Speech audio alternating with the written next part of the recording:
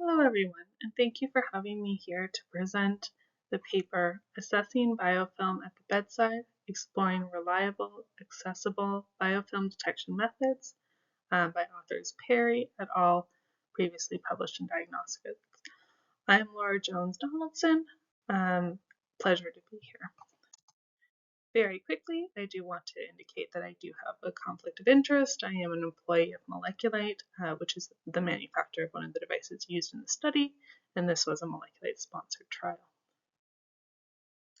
First, I'd like to give a little introduction on biofilm. So as you all know, biofilm is a very destructive and resilient form of bacterial presence, and it's really highly prevalent in chronic wounds, particularly diabetic foot ulcers. In the little schematic below, you can kind of see the progression of a biofilm. It'll start with planktonic bacteria, which are free-floating bacteria that will adhere and group onto a surface, such as a wound. They will then proliferate and form a microcolony surrounding themselves with a polysaccharide matrix that they produce themselves. As the bacteria begin to proliferate more and more, they will mature into a mature biofilm, as you can see here, which can be very difficult to remove as it's really stuck onto the wound base, and it's also protecting itself from antibiotics. As it matures, it'll eventually disperse, sending out new planktonic bacteria that will then find their way to new locations in the wound or elsewhere, where the cycle will start again, adhering to the surface and creating new biofilms. To be effectively removed, the biofilm really must be mechanically disturbed, either through debridement or other mechanisms. And this must be done to reinstate the wound into a healing cascade and help avoid further complications. Biofilms are known to really stall healing in these chronic wounds. The problem is that biofilms can be really difficult to detect and identify at the bedside.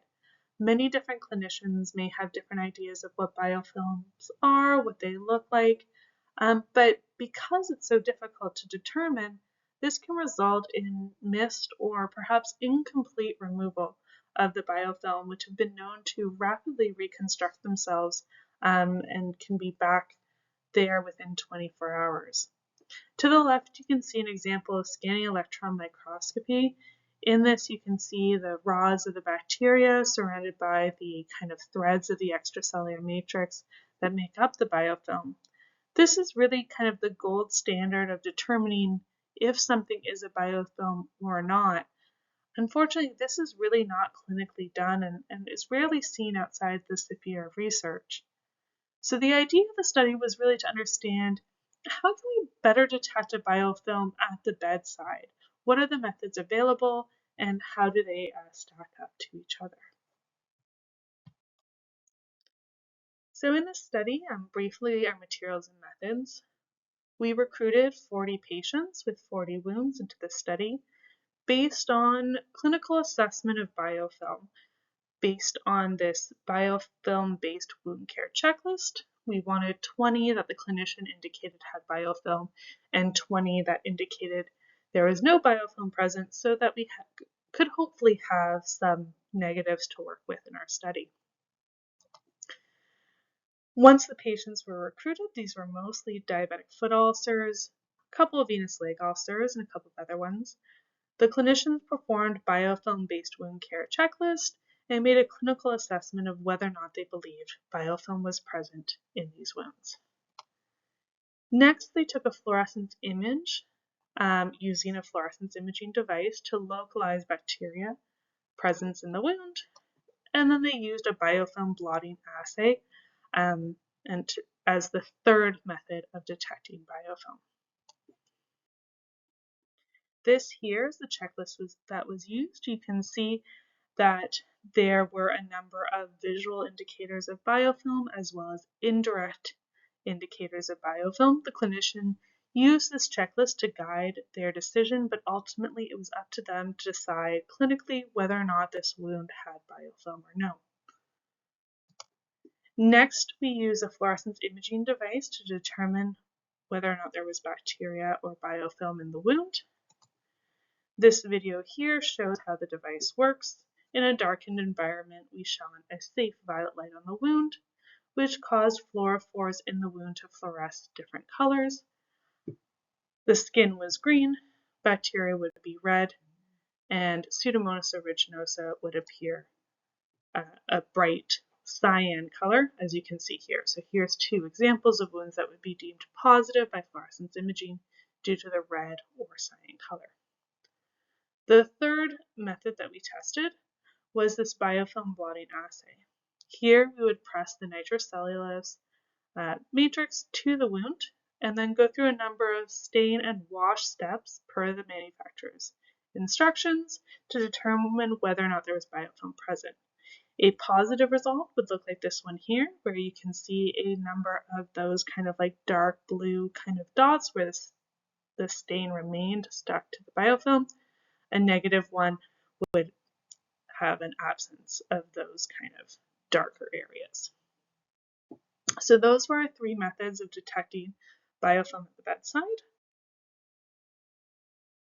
Then we wanted to get our gold standard. So we took a sample for microbiology, sent it for PCR and NGS sequencing, and then we sent a sample for scanning electron microscopy. Once the SEM images were, collected, they were given to two independent SEM experts who then had to agree whether or not biofilm was present within the samples or not. With that, we were able to calculate the diagnostic accuracy for biofilm detection from the three bedside methods, as you can see here. So because we had both the SEM images as well as the microbiology, we classified samples as having biofilm if the SEM readers had determined there was biofilm in those samples, and the microbiology results came back with greater than 5 CFU, 10 to the 5 CFU per gram. That encapsulated 62.5% of our samples. 20% of the samples had high microbiology, but did not display biofilm characteristics in SEM. 7.5% of them had no or low bacteria for microbiology and no presence of biofilm by SEM. And then we had a small portion where there was some evidence of biofilm through SEM, but the microbiology reports were very, very low. So we would classify this as other or perhaps immature biofilms for the study. And so what we found was that 62.5% had biofilm, but 82.5% had wounds with greater than 10 to the 5 CFU per gram of bacteria. And so here's one example of what we would classify as biofilm. You can see in the SEM, the bacterial rods and the strings of the extracellular matrix, and the microbiology showed a medium level of bacteria, which would be above 10 to the 5 CFU per gram. On the other hand, the planktonic section would be something like this, where the SEM did not display biofilm characteristics. You can still see some bacteria, but the strings of the extracellular matrix are not there. However, the microbiology did produce a high amount of bacteria in this sample. So knowing that, we went on to show a couple of the case studies. So this here, for example, is a 51-year-old female. She had a diabetic foot ulcer, it was about 15.9 centimeters squared, that had been present for more than 12 months. So looking at it clinically with the checklist, they determined that yes, there was biofilm in this. You can see from the standard image, there is that kind of slimy texture that is often there, and they checked off a number of indicators on the checklist. Fluorescence imaging was also positive. You can see the red fluorescence in a number of areas, particularly around the edges of the wound. However, the blotting assay did not show a positive result. When we received the results from microbiology, we saw that this was definitely a positive sample. The total bacterial load was medium, which indicates above 10 to the 5 CFU per gram. And the SEM images was deemed positive for biofilm by our readers. Here is just one example of the many images that were taken.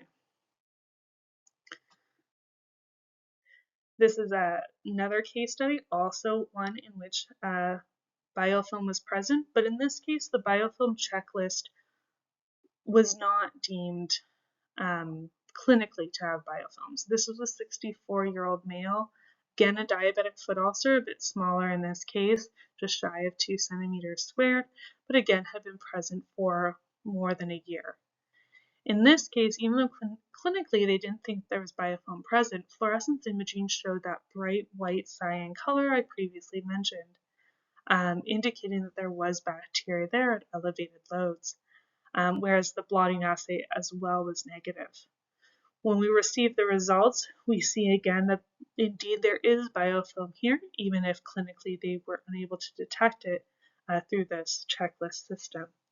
The SEM shows the bacterial rods again with those strings of the extracellular matrix, and this had particularly high microbiology, specifically Pseudomonas, which was quite present, which was also indicated through the fluorescence imaging.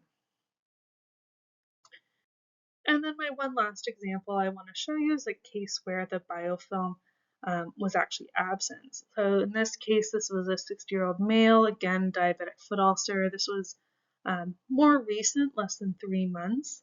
Now the biofilm checklist did suggest that there was biofilm there, as did the blotting assay. However, the fluorescence image in this case was deemed to be negative.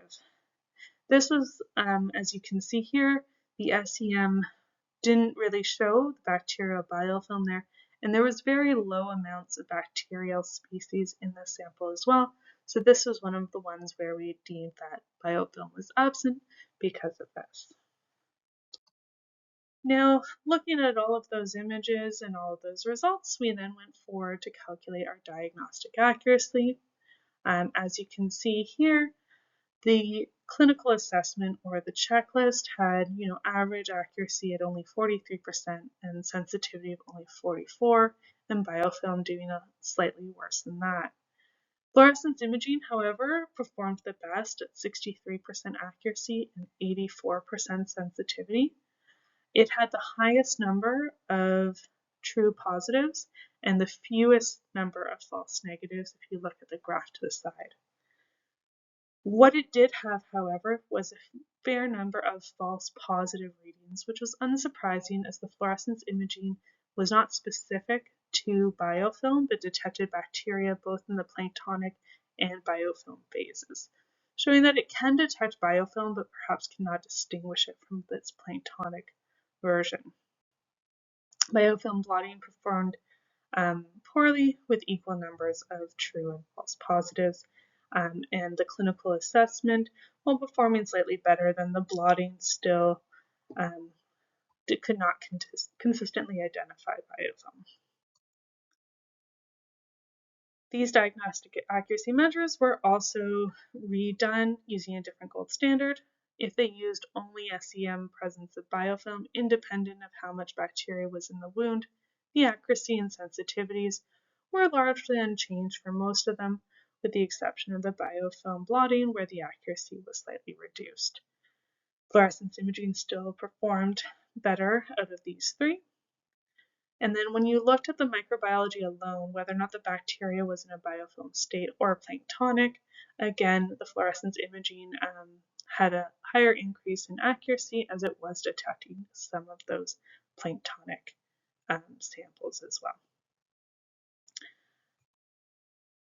So in conclusion, biofilm is notoriously hard to identify in these chronic wounds, resulting in missed or incomplete removal and its rapid reconstruction within 24 hours. You can talk to many different clinicians and they will have different ideas of what they believe biofilm to be and how to best remove it, but there really is very little consensus in the field on how to best identify it.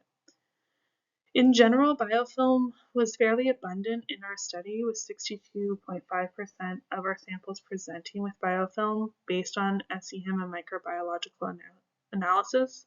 This was despite the fact that we had specifically tried to recruit 50% of wounds that did not present with biofilm clinically in order to enrich our negative population. And this is consistent with the literature, which suggests that particularly chronic wounds and diabetic foot ulcers really do often have biofilm, which can impair its healing. In this study, fluorescence imaging performed the best in detecting biofilm, detecting the highest number of true positive biofilm samples, as well as with the fewest false negatives. We did find, of course, that there were a number of true positives, as it was also detecting bacteria in a planktonic form. And so the question being, should we be removing all bacteria, whether it be biofilm or planktonic, when they are at elevated loads in order to speed the healing process, which is a point that the authors make for discussion. And with that, I'll open it up to any questions. Happy to answer anything that you might have, and I'd like to thank, of course, the organizers for inviting me to speak at this conference as well. Thanks.